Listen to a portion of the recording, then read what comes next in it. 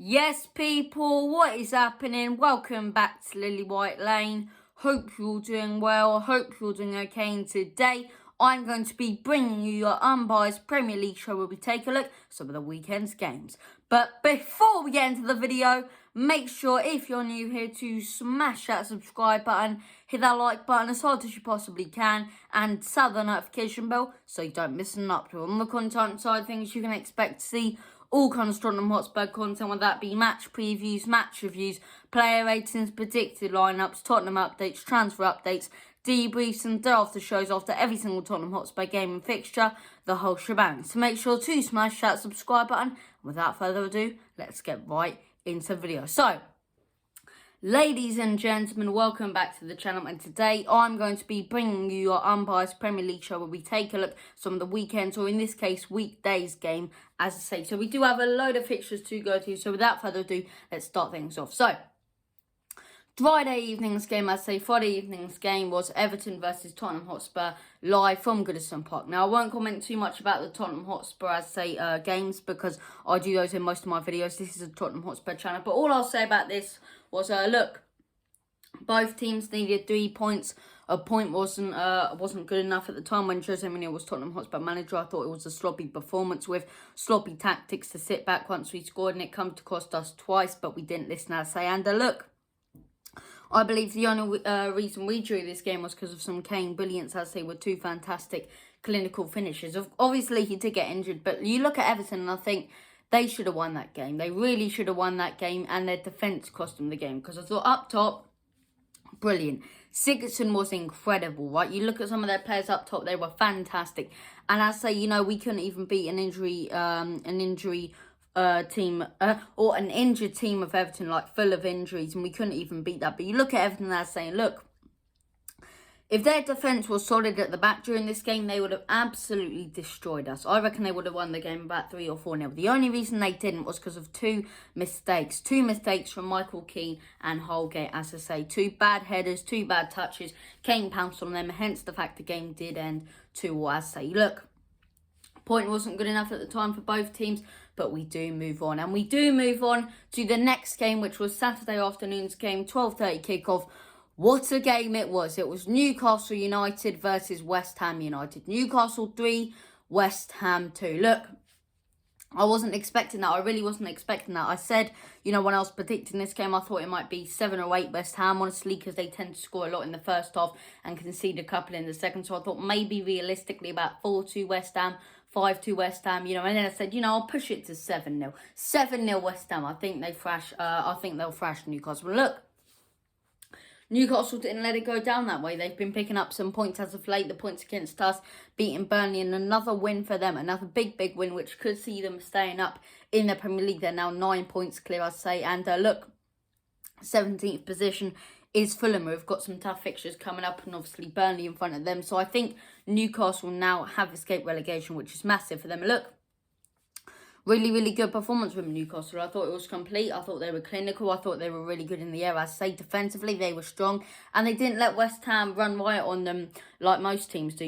One of West Ham's goals did come from a penalty, and that was Jesse Lingard once again putting the ball into the back of the net. And I think, you look at Lingard, when he went to West Ham, his price was 10 to 50 million. Now his price, to buy him off Manchester United, I'd say it'd be about 30 or 40 million, because obviously he's on loan to West Ham. So once he goes back to Man United, I'm thinking like 40 million for Lingard, because the guy's been ripping it up this season. And honestly, fair play to him. But look, not good enough for West Ham, especially in this top 4 race, but a big 3 points for Newcastle. And that takes us on to Saturday evening's game, which did see Sheffield United getting relegated. Wolves 1, Sheffield 0. And look, I think it's gotten to them, Sheffield. It's been a long season, a tough season when they pretty much knew they were going down. And look, they have chosen fight in many games. Obviously, they have had their magical moments this season. But look, to get relegated this early is not something, you want to be proud of, especially in your 2-year tenure back in the Premier League. So look, gutting for Sheffield United, but it was inevitably going to happen eventually. And a big, massive win for Wolves, as I say, have looked really good recently. They've looked really good recently. I think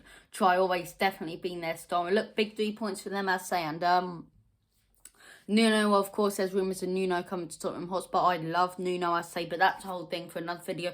I thought he sent his players out right, you know. Sheffield have been a shambles ever since they sacked Chris Wilder. Well, they say they didn't sack him, but we all know they sacked him. And look, gutting performance from Sheffield, gutting for them to go down. Wish them the best of luck in the Championship. Hopefully we'll see them back in the Premier again, because they have gave us some very, very entertaining football over their 2 years, especially last season. They were incredible. So fair play to Sheffield. It's been nice seeing them in the Premier League. And look, Wolves, big win for Wolves. Massive win for Wolves. Fair play to them. And that takes us on to Sunday's first game. It was Arsenal versus Fulham.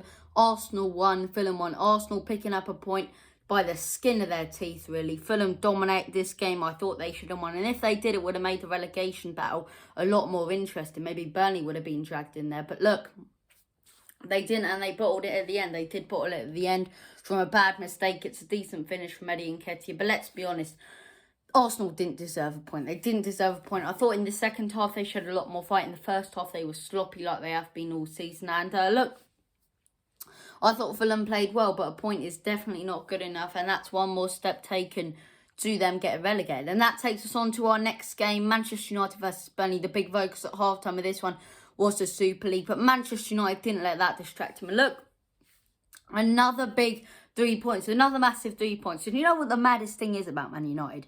They're on a roll now. They can't stop winning. They're winning and winning and winning. Like non-stop. They're doing absolutely brilliant.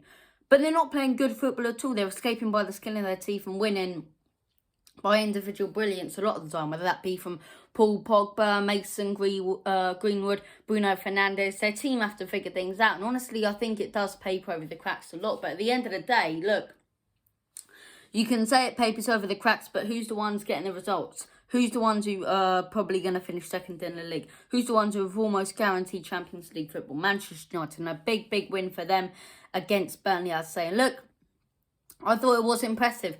1-0 up at the beginning of the beginning of the second half. Then Burnley equalised and then 2 good goals. So fair play to Man United. Big win for them. Not good at all for Burnley, as they might just see themselves slowly getting closer to that relegation zone. I don't think they will get relegated because they tend to pick up some points out of nowhere, Burnley. But look, slowly getting more down there, while Fulham are starting to pick up the pace a little more. And that takes us on to Monday evening's game.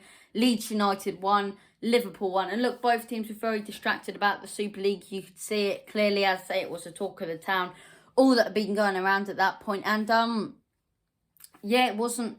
First half from Liverpool, you know, this game wasn't about football. You know, you look at Liverpool fans, they weren't even celebrating when they scored, because the whole Super League thing was running hot at that time. A good thing it has been cancelled now, and it did get cancelled the day after because of Chelsea protest. And we will get on to Chelsea's 0-0 draw. But look, big point for Leeds. Big point for Leeds. I think it's a point they can hold on to against the Premier League champions, but not good at all from Liverpool, right? Liverpool dropping points, Chelsea dropping points, West Ham dropping points. All of a sudden, Tottenham Hotspur once again have a chance, because all these teams are dropping points. And you know, as bad as it sounds, the Super League distraction for these 2 games kind of helped us out. But as I say, Leeds won, Liverpool won. I thought in the first half, Liverpool were really good. They kind of collapsed in the second half. Leeds capitalised with a really good header, as I say, straight into the back of the net. Well deserved, if you ask me. And yeah, big point for them. Not good for Liverpool, but it wasn't the talk of the town on Monday evening. And that takes on to Tuesday's game, which was Chelsea versus Brighton. 0-0, a very dull game. A very dull game. Tuchel tried to play his progressive football once again. He didn't pick up all 3 points. He once again didn't pick up all 3 points. I thought Brighton played some good attacking football.